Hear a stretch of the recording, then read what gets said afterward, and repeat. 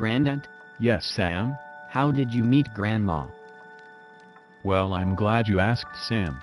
Because it's a very interesting story. You see, this house used to belong to your great-grandpa, and your grandma has lived here all her life. But how did you two meet? Hang on. I'm getting to that. You see, in those days your grandma was the most beautiful girl in the town. All the men loved her. But I was just the son of the shoesmith. And she barely even thought about me. I used to see her each week at church. All dressed up, she looked like an angel. So what happened? Well, one day I overheard her say how much she loved the Beatles. But that her dad would only let her listen to classical music. And?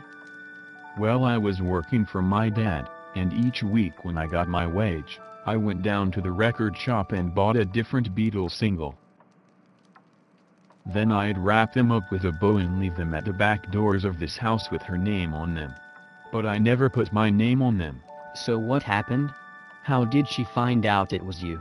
Well, she was a smart cookie.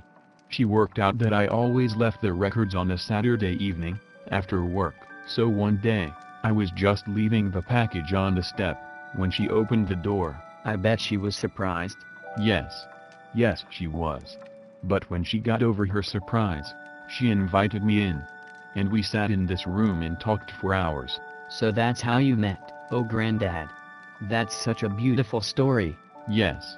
And all's well that ends well. 'Cause about 6 months later, I shagged her on top of that stool.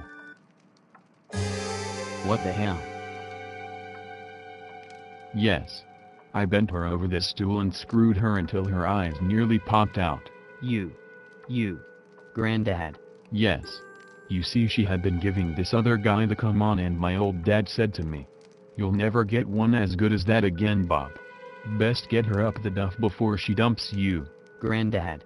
TMI. TMI? Too much information. I don't know what you're so prissy about. You wouldn't have been here if I didn't, you specky little twit. Anyway. That's how I met your grandmother.